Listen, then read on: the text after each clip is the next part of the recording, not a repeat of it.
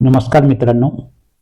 ओंकारेश्वर मंदिराच्या सावलीत लपलेल्या रहस्याची कहाणी जितकी जुनी आहे तितकी ती अशक्य वाटते. पण ते खरोखर अशक्य आहे का? या मंदिराचे प्रत्येक वेळी विनाशापासून संरक्षण करणारी अदृश्य शक्ती कोणती आहे? हजारो मुघल घोडेस्वार तलवारी घेऊन का आले, पण ओंकारेश्वराच्या दरवाजावर पोहोचल्यावर त्यांचे हात थरथरत का होते? आणि ब्रिटिश अधिकाऱ्यांनी मंदिराच्या गुप्त बोगद्यात उतरण्याचा प्रयत्न का केला? फक्त 1 किलोमीटर नंतर ते परत का आले? जणू काही एखाद्या अदृश्य शक्तीने थांबवले. इतिहास साक्षीदार आहे. 2008 मध्ये संपूर्ण ओंकारेश्वर प्रलयात बुडाले, तरी मंदिराच्या गर्भगृहाला पाण्याचा एक थेंबही स्पर्श झाला नाही. जणू काही शिवाने स्वतः त्याच्या त्रिशूळाने पाणी थांबवले होते.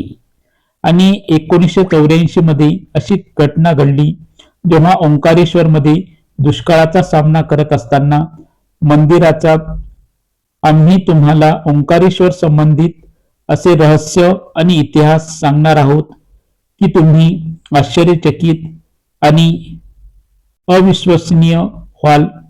तर चला प्रथम त्याचा इतिहास जाणून घेऊया. ओंकारेश्वराचा इतिहास.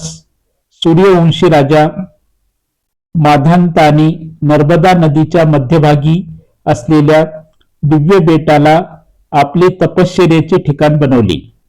तेव्हापासून सुरू होतो आणि तेथून या पवित्र स्थानाची आध्यात्मिक गाथा आकार घेऊ लागली.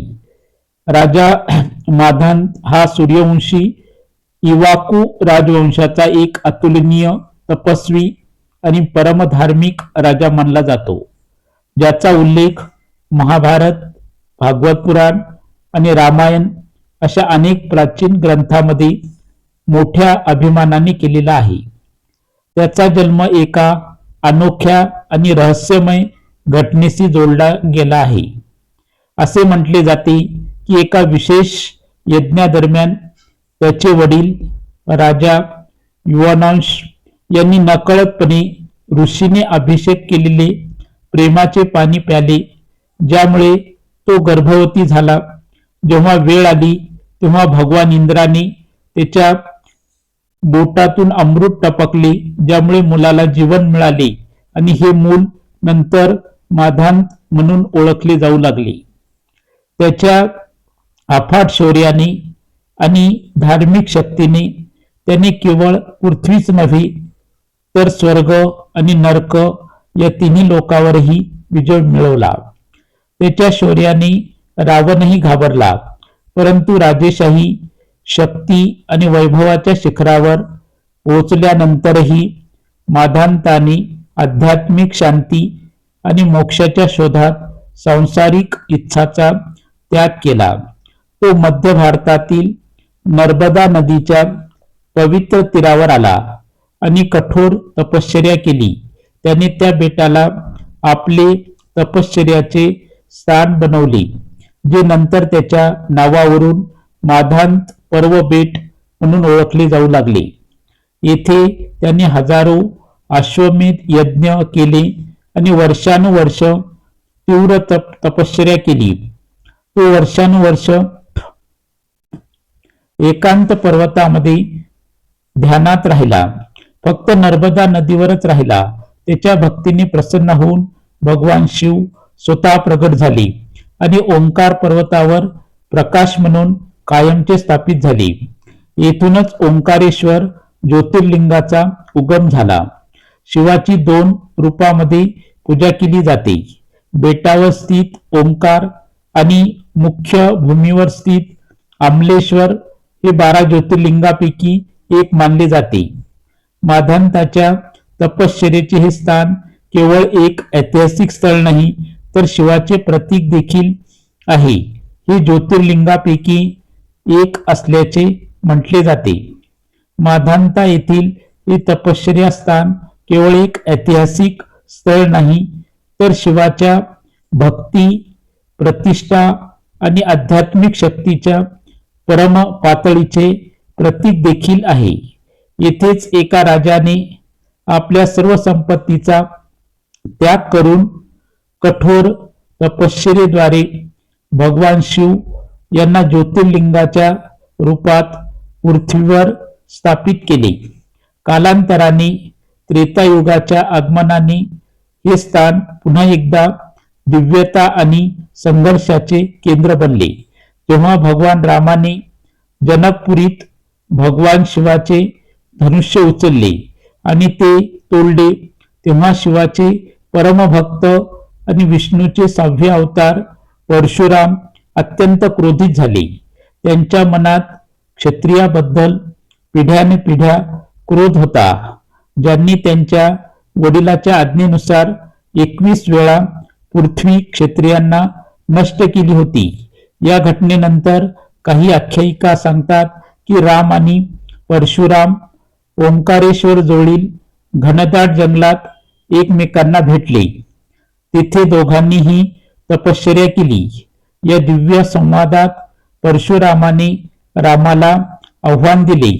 त्याच्या पराक्रमाची परीक्षा झाली आणि जेव्हा श्रीरामाने नम्रपणे स्वतःला मर्यादा पुरुषोत्तमचे अवतार म्हणून सादर केले, तेव्हा परशुरामांना त्यांच्या आत ज्ञानाची भावना जाणवली. त्यांना जाणवले की राम हे स्वतः भगवान विष्णूचे अवतार आहे. येथेच ओंकार पर्वताच्या आश्रमात एक क्षण घडला जो सनातन धर्मातील सर्वात रहस्यमय संभाषणापैकी एक मानला जातो. परशुरामांनी आपला संकल्प सोडला आणि आध्यात्मिक शांती प्राप्त केली. काही शास्त्रामध्ये असेही म्हटले आहे की परशुरामांनी नंतर याच भागात पुन्हा शिव साधना करून ब्रह्मज्ञान प्राप्त केले. असे मानले जाते की भगवान शिव आणि देवी पार्वती यांनी ओंकार पर्वताच्या उंचीवरून या 2 महान आत्म्यामधील संभाषण पाहिले. एक दिव्य नाटक म्हणून अनेक संत आणि तपस्वी मानतात की आजही त्या संभाषणाची ऊर्जा ओंकार पर्वताच्या गुहामध्ये जतन केली जाते आणि रात्रीच्या 3ऱ्या प्रहरात ध्यान करणाऱ्यांना तेथे रहस्यमय आवाज ऐकू येतात. 1670च्या दशकात जेव्हा औरंगजेबाच्या सैन्याने नर्मदेच्या शाश्वत प्रवाहात वसलेल्या ओंकारेश्वर या दिव्य बेटावरही मंदिरे नष्ट करण्याची मोहीम सुरू केली, तेव्हा ओंकारेश्वर येथील शिवलिंग त्यांच्या नकाशावर एक प्रमुख लक्ष होते. पण घोडदळ आणि तोफखाना नर्मदा ओलांडण्याचा प्रयत्न करत असताना आकाशातून आकाश कोसळले. वादळाचा कडकडाट झाला आणि दरी एक गर्जनेत प्रतिध्वनित झाली. त्यामुळे सैनिक घाबरले. अचानक त्यांच्या मशाली विझल्या, नदीला वेग आला आणि दोन्ही होड्या उलटल्या. हे पाहून सेनापतीने थांबण्याचा आदेश दिला, परंतु मागून येणाऱ्या आदेशांना घाबरून दुसऱ्या दिवशी सकाळी हल्ला सुरूच राहिला. काही सैनिक मंदिराच्या पायऱ्या चढत असताना मंदिराच्या शिखरावर एक शक्तिशाली वीज पडली. पायऱ्या थरथरल्या, बरेच सैनिक बेशुद्ध पडले आणि काही अचानक दगडावर घसरले. स्थानिक पुजाऱ्यांनी इशारा दिला की हे काही सामान्य ठिकाण नाही, ते एक स्वयंप्रगट शिवलिंग होते. येथे आदि शंकराचार्य ज्ञान प्राप्त झाले आणि येथे परशुरामांनी त्यांचा राग तपश्चर्येत रूपांतरित केला. परंतु सेनापतीने इशाऱ्याकडे दुर्लक्ष केले आणि हल्ला करण्याची योजना आखली. पण त्या रात्री संपूर्ण शिवसेना छावणीला एक विचित्र तापाने ग्रासले. कागदपत्रामध्ये असे लिहिले आहे की 30 सैनिक अचानक मरण पावले आणि सेनापती स्वतः रात्री ओरडून जागे झाले. त्यांचे डोळे उघडले होते आणि त्यांनी सांगितले की त्यांनी स्वप्नात शिवाला पाहिले होते, जो म्हणाला होता की जो कोणी त्यांच्या लिंगाला स्पर्श करेल तो नष्ट होईल. या भीतीने दुसऱ्या दिवशी हल्ला थांबवण्यात आला. हा तो क्षण होता जेव्हा ओंकारेश्वराच्या एका अदृश्य शक्तीने स्पष्टपणे संकेत दिला की भूमी कोणत्याही शक्तीने हलणार नाही. म्हणूनच मराठ्यांनी नियंत्रण मिळवल्यानंतर त्यांनी ते पुन्हा सजवले. होळकरची राणी अहिल्याबाई यांनी गर्भगृहाची दुरुस्ती केली. सोनेरी छत्र्या, चांदीचे मंडप आणि धर्मशाळा बांधल्या. तिने मंदिराच्या सीमा सुरक्षित केल्या आणि आजूबाजूचे घाट पवित्र घोषित केले. त्यानंतर 1818 मध्ये तिसऱ्या अँग्लो मराठा युद्धानंतर इंग्रजांनी माळवा जिंकला. ब्रिटिशांनी मंदिराचा ताबा घेतला आणि त्यांचे अधिकारी मंदिराची मालमत्ता जप्त करण्यासाठी आले. त्यांनी चांदीचे दिवे, सोन्याचे कलश आणि अभिषेक करण्याची भांडी जप्त केली. तथापि जेव्हा राज्यपालाच्या पत्नीला सलग 2 रात्री असे स्वप्न पडले ज्यामध्ये शिवलिंगातून एक रुद्ररूप उदयास आले आणि ती तिच्या पतीच्या कार्यालयात गेली आणि तिने घोषित केले की जो कोणी गर्भगृहात प्रवेश करेल तो कधीही परत येणार नाही, तेव्हा ब्रिटिश अधिकाऱ्यांनी ओंकारेश्वराच्या गर्भगृहाला पवित्र आणि अस्पृश्य क्षेत्र घोषित करण्याचा आदेश दिला. त्यानंतर कोणीही शिवलिंगाला स्पर्श करण्याचा प्रयत्न केला नाही. ब्रिटिशांच्या काळ्या रजिस्टरमध्ये असेही नोंदवले आहे की ओंकारेश्वरचे पुजारी सामान्य श्रद्धेच्या पलीकडे असलेल्या गोष्टीने संरक्षित आहे. ओंकारेश्वर ज्योतिर्लिंगाबद्दल अनेक गूढ आणि दैवी श्रद्धा प्रचलित आहे, ज्यामुळे ते केवळ मंदिरच नाही तर एक जिवंत आध्यात्मिक अनुभव बनते. सर्वात प्रमुख श्रद्धा अशी आहे की भगवान शिव स्वतः रात्री ओंकारेश्वर ज्योतिर्लिंगात राहतात. ते तेथे विश्रांती घेण्यासाठी येतात आणि म्हणूनच दररोज रात्री मंदिरात त्यांच्यासाठी एक पलंग खास तयार केला जातो. ही एक प्रतिकात्मक परंपरा नाही तर खोल भक्ती आणि अनुभवात रुजलेली एक गूढता आहे जी मंदिरांचे पुजारी आणि भक्त पिढ्यानपिढ्या अनुभवत आले आहेत. आणखीन एक अनोखी श्रद्धा अशी आहे की भगवान शिव रात्री येथे देवी पार्वती सोबत बुद्धिबळ खेळतात. या कारणास्तव रात्री गर्भगृहात बुद्धिबळ ठेवले जाते आणि मंदिराचे मुख्य प्रवेशद्वार घट्ट बंद असते. रात्री कोणीही प्रवेश करू शकत नाही. तथापि सकाळी प्रवेशद्वार उघडल्यावर बुद्धिबळांचे तुकडे आणि फासे विखुरलेले आढळतात, जणू काही कोणीतरी रात्री तेथे खेळत आहे. हे दृश्य भक्तांना एका वेगळ्या आयामाची झलक देते जी विज्ञानाला अद्याप समजलेले नाही. अशी एक विशेष श्रद्धा आहे की ओंकारेश्वर मंदिरात पाणी अर्पण केल्याशिवाय भक्ताची तीर्थयात्रा पूर्ण होत नाही. येथे पाणी अर्पण करणे हे नर्मदा नदीशी जोडण्याचे आणि शिवाच्या चरणी शरण जाण्याचे प्रतीक आहे. अशा प्रकारे भक्तांचा प्रवास पूर्ण होतो. शिवाय काही अनुभवी साधक आणि संत असेही मानतात की जेव्हा सभोवतालची शांतता अधिक खोल होते तेव्हा मंदिराभोवतीचा वारा अचानक थांबतो आणि वातावरणात एक सूक्ष्म कंपन पसरते. कधी कधी चौसरचा प्रतिध्वनी किंवा दैवी हास्याचा मंद आवाज आतून स्पष्टपणे ऐकू येतो. ही दुसऱ्या जगाची झलक आहे का? ही ओंकारेश्वर आहे का कैलास प्रतिकृती? तिथे वेळ थांबतो आणि फक्त भक्ती आणि ऊर्जा उतरते. या प्रश्नाची उत्तरे आतच आहेत. ओंकारेश्वरच्या शिवलिंगाचे दिव्यत्व भूतकाळ, भविष्य आणि वर्तमान व्यापते. आता आपण या उल्लेखनीय तीर्थयात्रेशी संबंधित काही न ऐकलेल्या आणि रहस्यमय कथाकडे वळूया.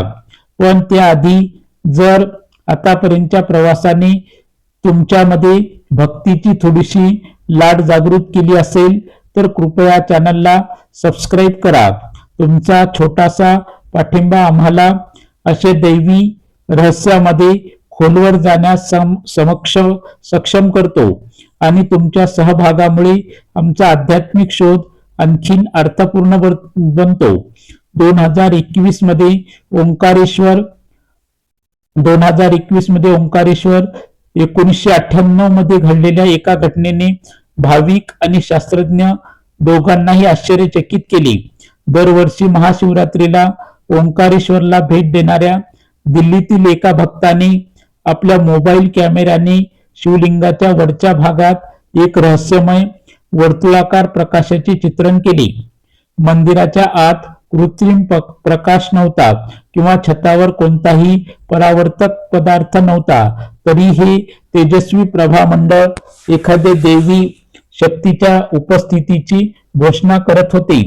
भक्तांनी वारंवार घोषणा केली, मी स्वतः शिवाशिवाय दुसरे कोणीही पाहिले नाही. त्याचा चेहरा भीती आणि भक्तीने थरथर कापत होता. काही पुजारी ते महादेवाच्या चैतन्याचे प्रतीक मानतात, तर काही जण ते शिवलोकाच्या सूक्ष्म दरवाजाची झलक म्हणतात, जो दरवाजा केवळ भक्ती आणि तपश्चर्येतूनच दिसतो. या घटनेनंतर काही वर्षांनी 2008 मध्ये जेव्हा नर्मदा नदीला पूर आला होता, तेव्हा संपूर्ण ओंकारेश्वर परिसर पाण्याखाली गेला होता. मंदिराकडे जाणारे मार्ग, घाट, रस्ते आणि घरे सर्व पाण्याखाली गेले होते. त्यानंतर लोकांना लक्षात आले की पाणी मंदिराच्या मुख्य प्रवेशद्वारापर्यंत पोहोचले आहे, परंतु गर्भगृह जेथे स्वयंप्रकाशित शिवलिंग आहे ते पूर्णपणे सुरक्षित राहिले. त्या पवित्र स्थानाला पाण्याने स्पर्शही केला नाही. काही भाविकांनी त्या रात्री मंदिराभोवती एक आभासारखा प्रकाश पाहिल्याचे सांगितले, जणू काही कोणीतरी अदृश्य शक्ती त्याचे रक्षण करत आहे. हे आदियोगींनी युगानुयुगे स्थापित केलेले शिवचक्र होते का? शिवाय मंदिरातील आणखीन एक रहस्य आजही उलगडलेले नाही. 1984 मध्ये जेव्हा संपूर्ण मध्य प्रदेश गंभीर दुष्काळाने ग्रासला होता, तेव्हा ओंकारेश्वर मंदिराच्या गर्भगृहाच्या भिंतीमधून पाण्याचे थेंब टपकताना दिसले. बाहेरील माती भेगा पडल्या होत्या आणि विहिरी आणि तलाव सुकले होते, परंतु गर्भगृहातून अमृतासारखे थेंब टपकत राहिले. शास्त्रज्ञांनी संशोधन केल्यावर असे आढळून आले की हे पाणी शिवलिंगाखाली एका भूमिगत स्रोतातून येत होते, जे कदाचित नर्मदा नदीशी जोडलेले असेल. परंतु भक्तांसाठी हे पाणी नव्हते, तर स्वतः शिवांचा स्पर्श होता, जो केवळ भक्तीद्वारे अनुभवला गेला होता. या सगळ्यामध्ये इतिहास आणि श्रद्धेला अजूनही जोडणारा आणखीन एक रहस्य म्हणजे मंदिरापासून अमर कटक पर्यंत जाणारा गुप्त बोगदा. आख्यायिका अशी आहे की ब्रिटिश काळात एका इंग्रज अधिकाऱ्याने या बोगद्याचा शोध घेण्याचा प्रयत्न केला. तो फक्त 1 किलोमीटर आत गेला आणि जेव्हा तो परतला तेव्हा त्याचा चेहरा फिकट पडला होता आणि त्याचे डोळे भीतीने भरले होते. तो म्हणाला की आत काहीतरी आहे, जे पाहिले किंवा समजले जाऊ शकत नाही, फक्त जाणवले जाऊ शकते. आज हा बोगदा लोखंडी सळ्यांनी बंद आहे. तथापि स्थानिक संत आणि तपस्वी मानतात की हा बोगदा केवळ दगडाचा मार्ग नाही, तर एक दैवी मार्ग आहे, जिथे देव आणि सिद्धांताची ऊर्जा अजूनही वाहते.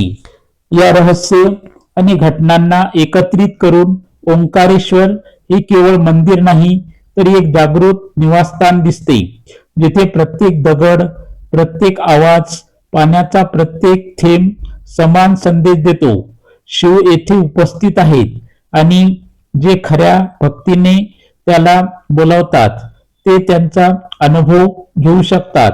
ओंकारेश्वरची रहस्यमय गाथा केवळ इतिहास किंवा श्रद्धेचा विषय नाही, हा एक जिवंत वारसा आहे जिथे प्रत्येक वळणावर एक चमत्कार जाणवतो, प्रत्येक झाडाखाली एक चिन्ह आणि प्रत्येक दगडावर ऊर्जेचा आभास होतो। जणू काही भगवान शिव स्वतः या भूमीवर प्रत्येक क्षणी कोणत्या न कोणत्या स्वरूपात कार्यरत असतात। मंदिराच्या पूर्वेकडील कोपऱ्यात असलेले हे अद्वितीय रुद्राक्ष वृक्ष अजूनही विज्ञान आणि श्रद्धेमध्ये एक पूल म्हणून उभे आहे। त्याखाली पडलेले रुद्राक्ष हे सामान्य नसून लघु शिवलिंगाच्या अचूक प्रतिकृती आहेत। वनस्पती शास्त्रज्ञांनी त्यांच्या संरचनेचे परीक्षण केले आहे आणि असे दिसून आले आहे की असे जैविक स्वरूप पृथ्वीवर इतर कुठेही आढळत नाहीत। नेपाळ, हिमालय किंवा कोणत्याही दक्षिण आशियाई जंगलात नाही। अनेक साधकांचा असा विश्वास आहे की हे झाड स्वतः भगवान शिव यांनी त्रेतायुगात लावले होते, जेव्हा ते दररोज फिरण्यासाठी आणि रात्रीच्या विश्रांतीसाठी ओंकार क्षेत्राला भेट देत होते। हे फक्त एक झाड नाही, तर एक दिव्य साधन आहे जे प्रत्येक पडणाऱ्या रुद्राक्षाने तपस्वीला आशीर्वाद देते। शास्त्रज्ञ आणि पुराणानुसार ओंकारेश्वर हे केवळ एक ज्योतिर्लिंग नाही, तर वैश्विक ऊर्जेचे केंद्र आहे, ज्यामध्ये 68 तीर्थक्षेत्रे समाविष्ट आहेत। काही दृश्यमान आहेत, ज्याच्या पुढे आपण आपले डोके झुकवू शकतो, आणि काही सूक्ष्म स्वरूपात आहेत जे केवळ अनुभवाने ओळखता येतात। शिवाय पुराणामध्ये असेही वर्णन केले आहे की या ओंकार क्षेत्रात 33 कोटी देवता संपूर्ण विश्वाचे नियंत्रण करणाऱ्या शक्ती राहतात। हे केवळ संख्यांनाच नव्हे, तर सृष्टीच्या प्रत्येक पैलूचे मार्गदर्शन करणाऱ्या दैवी स्पंदनांना सूचित करते। हा एक असा प्रदेश आहे जेथे केवळ पृथ्वीच नाही, तर काळ, परिमाण आणि चेतना देखील एकत्र राहतात। परंतु मंदिराच्या मूळ गर्भगृहाकडे पाहिल्यावर सर्वात रहस्यमय कथा उलगते। दार शतकानुशतके बंद आहे आणि कधीही उघडले गेले नाही। हा दरवाजा लोखंड आणि सिमेंटने बंद केलेला आहे, परंतु त्यामागील रहस्य लोखंडापेक्षा खूपच जड आहे। ते कधी आणि का बंद झाले हे कोणालाही माहिती नाही। काही श्रद्धाळू म्हणतात की त्रेतायुगातील मूळ शिवलिंग तेथे अस्तित्वात आहे, ते शिवलिंग ज्यावर माधवतांनी स्वतः तपश्चर्या केली होती। इतर म्हणतात की द्वापार युगातील ऋषीने तेथे ब्रह्मयंत्र स्थापित केलेले आहे, इतके शक्तिशाली की जर एखादा सामान्य व्यक्तीच्या संपर्कात आले तर त्याची चेतना विकृत होऊ शकते। काही साधकांनी वर्षानुवर्ष त्या दरवाजाजवळ ध्यान करण्याचा प्रयत्न केला, त्यापैकी बरेच जण मानसिक दृष्ट्या अस्वस्थ झाले आणि काही आजारी पडले। कदाचित तेथे अशी ऊर्जा असेल जी मानवी चेतना स्वीकारत नाही। आजही हे गर्भगृह शांत आहे, पण त्याच्या शांततेत हजारो कथा, चेतना आणि रहस्ये दडलेली आहेत। प्रश्न कायम आहे, तो दरवाजा कधी उघडेल का? आणि जर तो उघडला तर आपण ते सत्य सहन करू शकू का? ओंकारेश्वरचे प्रत्येक रहस्य हा एक अनुत्तरित प्रश्न आहे, जो इतिहासाच्या पुस्तकात नाही, तर दरवर्षी लाखो लोकांना येथे आकर्षित करणाऱ्या भक्तीत लपलेला आहे। अशी आशा आहे की कदाचित कधीतरी एखाद्या क्षणी त्यांना आत्म्याला उत्तेजित करणाऱ्या दिव्यतेची झलक मिळेल। ओंकारेश्वर मंदिराची वास्तुकला केवळ एक शिल्प नाही, ती एक दिव्य ग्रंथ आहे, ज्यामध्ये दगड हजारो वर्षाच्या कथा जपतात। परमार राजवंशाच्या काळात बांधलेले त्यांच्या भिंतीवरील गुंतागुंतीचे कोरीव काम आणि त्याचे 63 रहस्यमय खांब केवळ सौंदर्यच नाही तर प्रत्येक दिशेने ऊर्जा, धर्म आणि वैश्विक संतुलनाचे प्रतीक देखील दर्शवितात. हे मंदिर 5 मजल्यावर पसरलेले आहे. 4 वेगवेगळ्या मंदिरामध्ये विभागलेले आहे. महाकाल, सिद्धेश्वर, गुप्तेश्वर आणि ध्वजधारी. त्याच्या प्रत्येक मजल्यावर एक उल्लेखनीय संरेखनात गर्भगृह आहे. हे केवळ स्थापत्य कलेचे शिखर आहे की एक अत्यंत जटिल खगोलीय योजना आहे. प्राचीन ऋषीच्या खगोलीय गणनेचे परिणाम गुजरातमधील एका संशोधन पथकाने अलीकडेच त्याच्यावर संरचनेवर संशोधन केले आणि सर्व विद्यमान गृहीतके उलथवून टाकणारे निष्कर्ष सादर केले. त्यांना आढळले की ओंकारेश्वर मंदिर वास्तुकला, ऊर्जा केंद्र आणि उद्देशाच्या बाबतीत 12 ज्योतिर्लिंगामध्ये अद्वितीय आहे. ते केवळ पूजास्थळ नाही तर कदाचित एक दैवी प्रणालीचे केंद्र आहे. एक चैतन्यशील ऊर्जा चक्र आहे ज्याला समजून घेण्यासाठी केवळ विज्ञानच नाही तर आध्यात्मिक सराव देखील आवश्यक आहे. मंदिराच्या खाली असलेल्या थरामध्ये अशी रहस्य लपलेली आहेत की जी कोणीही उलगडू शकलेली नाहीत. आख्यायिका सांगते की मंदिराच्या खाली एक गुप्त मार्ग ज्यातून आदि शंकराचार्य स्वतः गेले होते. तो 2 भागात विभागलेला होता. एक थेट नर्मदा घाटाकडे जाणारा आणि दुसरा मंदिराच्या सर्वात जुन्या गर्भगृहाकडे जाणारा. आज हा मार्ग सीलबंद आहे, परंतु प्राचीन संत, ताम्रपट आणि धर्मग्रंथामध्ये याचा स्पष्ट उल्लेख आहे. एक गूढ नाला एका दिशेने वाहतो आणि नंतर अचानक दुसऱ्या दिशेने संपतो.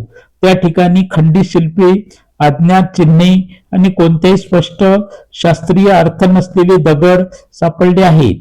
हे केवळ बांधकाम साहित्य नाही तर कदाचित त्या युगाचे विश्वशास्त्र आहे जेथे ऊर्जा आणि आध्यात्मिक शक्ती एकत्रित केली गेली होती. स्थानिक वडीलधारी अजूनही कुजबुजतात की मंदिरात एकेकाळी एक प्राचीन गर्भगृह होते जे केवळ खजिन्यांनी भरलेले नव्हते तर एक अदृश्य ऊर्जा क्षेत्र देखील होते जे सामान्य शरीराच्या आवाक्याबाहेरचे ऊर्जा स्रोत होते. वर्षापूर्वी जेव्हा मंदिराचे काही भाग दुरुस्त केले गेले आणि उत्खनन केले गेले तेव्हा दुर्मिळ धातूची शिल्पे, ताम्रपट आणि मौल्यवान धातूचे तुकडे सापडले होते. तथापि ही सर्व माहिती लवकरच शांतपणे दडपण्यात आली. कोणतेही अधिकृत रेकॉर्ड नाहीत, कोणतेही प्रेस रिलीज नाहीत. जणू काही इतिहासच शांत झाला आहे. हा प्रश्न अनुत्तरित आहे. खरोखरच असा काही ऊर्जा स्रोत होता जो अजूनही सुप्त आहे, किंवा ती एक चेतना आहे जी जागृती झाल्यास ओंकारेश्वर पुरती मर्यादित राहणार नाही तर संपूर्ण पृथ्वीच्या ऊर्जा प्रणालीवर परिणाम करू शकेल. मंदिरातील मूळ गर्भगृह आता लोखंडी आणि सिमेंटच्या भिंतींनी बंद केलेले आहे. तेथे कोणतीही पूजा केली जात नाही किंवा दर्शनही केले जात नाही. फक्त एक दरवाजा आहे जो आता केवळ भिंत नाही तर एका जुन्या मूर्तीचे प्रतीक बनला आहे. अनेक संत आणि विद्वानांचा असा विश्वास आहे की त्या बंद गर्भगृहात ऊर्जा, वैश्विक चेतना आणि दैवत्व याचे विलीनीकरण केंद्रबिंदू आहे. हा दरवाजा आता केवळ शारीरिकच नाही तर आध्यात्मिक दृष्ट्या देखील बंद आहे, ज्यामुळे तो एक जिवंत रहस्य बनला आहे. एक प्रतिध्वनी जो काळाच्या प्रत्येक क्षणी हाक मारतो, परंतु केवळ अशा लोकांना ऐकू येतो जे आध्यात्मिक साधनाच्या अशा पातळीवर पोहोचले आहेत जेथे आवाज देखील शांत होतो. आम्हाला आशा आहे की तुम्हाला या व्हिडिओद्वारे अनेक प्रश्नांची उत्तरे मिळाली असतील आणि अनेक नवीन गोष्टी शिकायला मिळाल्या असतील. जर तुम्हाला हा आमचा व्हिडिओ आवडला असेल तर कृपया लाईक करा आणि इतरांसोबत शेअर करा. जर तुम्ही खरेच महादेवाचे भक्त असाल तर चॅनलला सबस्क्राईब करा आणि कमेंटमध्ये हर हर महादेव लिहा. नमस्कार, धन्यवाद, जय हिंद, जय महाराष्ट्र.